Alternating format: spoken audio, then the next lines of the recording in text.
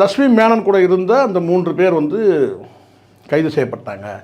இவங்க வந்து பார்த்திங்கன்னா கைது செய்யப்படாமல் வந்து கேட்டால் தலைமறைவாயிட்டாங்க. இவங்களை போலீஸ் தேடிட்டு இருக்கிறாங்கன்னு ஒரு தகவல் இருக்குது. ஸோ இதுதான் இப்போதைக்கு வந்திருக்கிற தகவல். என்னென்னா அந்த மது விரும்பிகளோடு ஏற்பட்ட மோதல். இவங்க அங்கே போயிட்டு வந்து பார்த்திங்கன்னா அங்கே போயிருக்காங்கன்னா எதுக்கு போயிருப்பாங்க தெரியல. இப்போது மது அருந்துற இடம் தெரிஞ்சிச்சு. அங்கே லக்ஷ்மி மேனன் போயிருக்கிறாங்கன்னா வந்து அங்கே என்ன போயிட்டு சாமி கும்பிட போயிருப்பாங்க.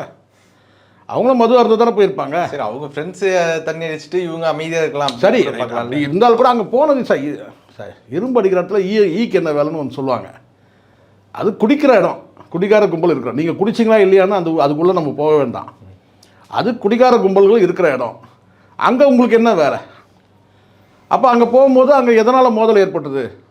இவங்களை ஏதாவது சீண்டி இருக்கலாம், இல்லை ஏதாவது பண்ணியிருக்கலாம் அவங்க சைடில். இல்லை இவங்க சைடில் இருக்கிறவங்க வந்து பார்த்தீங்கன்னா நீ என்ன நான் என்னன்றாங்க, ஈகோ பிரச்சனை வந்து பண்ணியிருக்கிறாங்க அப்படின்ற மாதிரிலாம் சொல்கிறாங்க. அதுதான் சார் ஏதோ ஒன்று ஆக மொத்தம் இருக்குது. அந்த மோதல் ஏன் சார் வரணும்? அந்த இடத்துல நீங்கள் போனது தானே பிரச்சனை. இப்போது அங்கே வந்து மது அந்த இடத்துல உங்களுக்கு என்ன வேலை?